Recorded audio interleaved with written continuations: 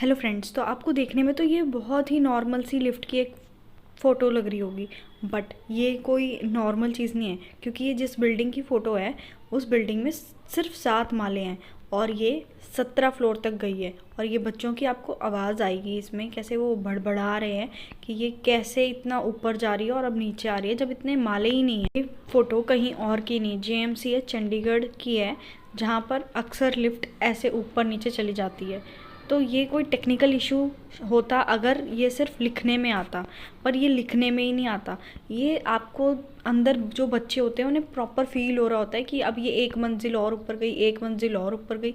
अगर सिर्फ ये टेक्निकल ग्लिचेस होते तो इनको ठीक कर लिया गया होता अब तक कॉलेज के द्वारा, बट ये ऐसा ठीक नहीं होता, ये कंटिन्यू चलता रहता है। तो ज़रूर इसके पीछे कोई अलग बात है। तो चलिए, आज की ये स्टोरी है अदा शर्मा से रिलेटेड। अदा शर्मा की रियल लाइफ में ये हॉरर इंसिडेंट हुआ था। तो ये तब हुआ था जब वो अपनी 1920 की शूटिंग के लिए सब क्रू मेंबर्स तैयार होकर अपने उस हवेली में गए जहाँ इनकी शूटिंग होनी थी। और यही बहुत ही वीरान सी जगह में है, इसके आसपास कोई भी कुछ नहीं है मौजूद। तो जब ये लोग जाते हैं वहाँ, उससे पहले अदा शर्मा ना, इनको भूत प्रेत पे बिल्कुल विश्वास नहीं होता। तो ये अपने क्रू मेंबर्स को ऐसा डराने के लिए, अपने पार्टनर्स को डराने के लिए काफ़ी, कभी कोई मेकअप कर लेती हैं, कभी कुछ करती हैं, कभी कुछ करती हैं, तो उनको डराती रहती हैं। अब जब ये सब वहाँ एंट्री लेते हैं इस मेंशन में, तो इनको बहुत नेगेटिव वाइब्स आ रही होती हैं। तो अदा शर्मा को भी इस बार नेगेटिव वाइब्स और डर का एहसास हो रहा होता है, बट वो ये सोचती हैं कि नहीं नहीं, ऐसा कुछ नहीं होगा, क्योंकि मैं लोगों के साथ ऐसा मजाक करती हूँ और हम ऐसी शूटिंग कर रहे हैं, इस वजह से मुझे ये ऐसी फीलिंग्स आ रही हैं। पर वो इस बात को इग्नोर करती हैं। और जब वो सब आगे बढ़ते हैं तो वहाँ पे एक पोर्ट्रे आता है। वो पोर्ट्रे इतना सुंदर होता है, पर एक ख़ास बात होती है उसमें कि जो उसकी आंखें, बाल, शक्ल सब अदा शर्मा से रिलेटेड है, मतलब उसके जैसा ही लगता है। तो सब कोई कहने लगता है, अरे मैडम ये आपकी तरह दिखते हैं, आपकी तरह दिखती है, ये कौन है।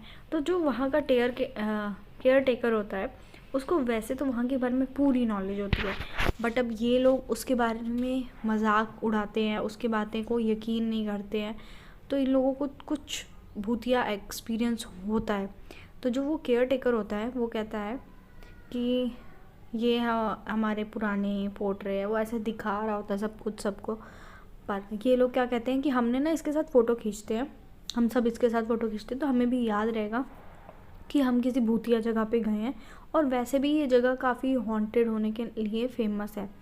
तो क्या होता है, जब अब ये सब फ़ोटो खींच रहे होते हैं तो वो जो हमारा केयर टेकर होता है वो बोलता है कि अब फ़ोटो खींच लीजिए, पर इसके साथ खींची गई कोई भी फ़ोटो आज तक कभी अपने साथ कोई लेके नहीं जा सका, किसी ने कभी उसको मतलब डेवलप नहीं करा सका। तब ये सब उसकी ना मजाक में बात उड़ाते हैं। अब जब वो फ़ोटो सेशन उनका पूरा होता है, इसके बाद भी हमारा केयर टेकर बताता है कि ना, ये जो फ़ोटो है ये मेरे से पहले और पहले भी जो केयर टेकर था उसकी वाइफ की है। वो यहाँ काम किया करती थी, बट उसकी जो आत्मा है वो यहाँ से बाहर नहीं निकल पाई, वो यहीं फंसी रह गई, क्योंकि उसे बहुत प्यार था अपनी इस जगह से, वो काम से बहुत प्यार करती थी, तो वो यहीं फंस के रह गई। तो जो भी कोई आप में से कोई अलग अलग मत सोना, क्योंकि अलग अलग जैसे मतलब एक दो बंदे तो रहो ही कमरे में, क्योंकि अलग अलग रहोगे तो आपको ज़रूर उसका सामना करना पड़ेगा और वो फिर अच्छा नहीं होगा। तो ये लोग उसकी बात को इग्नोर कर देते हैं, इनके लिए मजाक होता है एक कि ये पागल आदमी है, पागल बना रहा है और पुराने ज़माने में भरोसा रखता है। और अदा शर्मा अपना एक अलग रूम ले लेती है। अब क्या होता है कि अदा शर्मा जब रात होती है तो वो सोचती है कि हमने फ़ोटोज़ ली थी, मैं ना वो उस फ़ोटो को डेवलप कराना चाहती हूँ, देखती हूँ कि कैसे लग रहे थे हम सब, और मैं देखना चाहती हूँ, इतनी देर हो गई है। तो अब क्या होता है, जब ये ऐसा डिसाइड करती है तो ये अपने मेंबर्स को बोलती हैं कि भाई मुझे वो ला के दो, मैं अपने लैपटॉप में डाल के देखना चाहूँगी। और तो फिर वो आ जाती है जिस भी फ़ोन में फ़ोटो खींची गई होती है।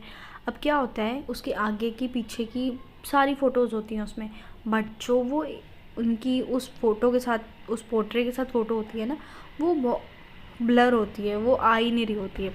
तो अब एक बार तो वो कंफ्यूज हो जाती हैं कि ये क्या हो रहा है, डर भी जाती हैं, पर फिर वो सोचती है शायद इन लोगों ने ही मजाक किया होगा मेरे साथ और इन्हीं की चाल होगी, ऐसा कुछ नहीं होता है।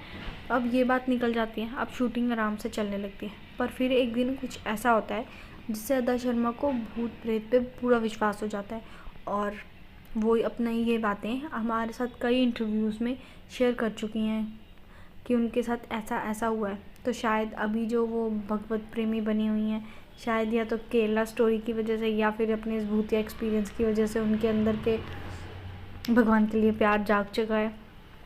बट तो हमारी स्टोरी में आगे ये होता है कि अदा शर्मा को एक दिन अपनी एक्टिंग वगैरह शूटिंग से ख़त्म होके वो रेस्ट रूम में आती हैं, और अब उन्हें ना वॉशरूम जाना होता है। तो जो वहाँ का ऊपर का जहाँ पे वो लोग नॉर्मली जाते हैं वहाँ का ना कुंडी लगी होती है, तो वो खुल नहीं रही होती है।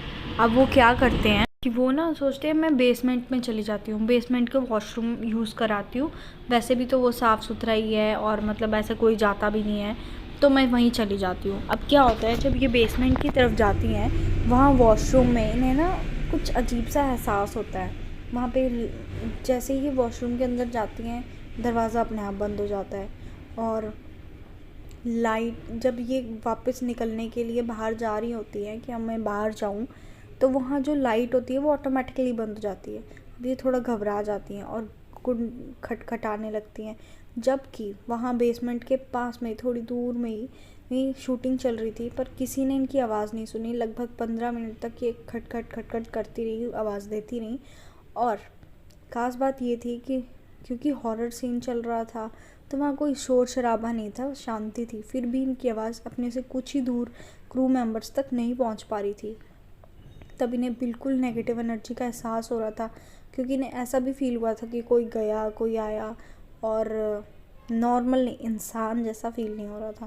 अब क्या होता है, कोई आवाज़ नहीं आती कि कोई आया नहीं आया, पर वो गेट अपने आप खुल जाता है। अब जो अब की गेट खुलता है तो ये तेज़ी से भागती हैं, और उन्होंने अपना ये एक्सपीरियंस सबके साथ शेयर किया हुआ है, और आज मैं आपके साथ कर रही हूँ। एंड अगर आपको हमारी स्टोरीज पसंद आई हैं तो please like share and subscribe.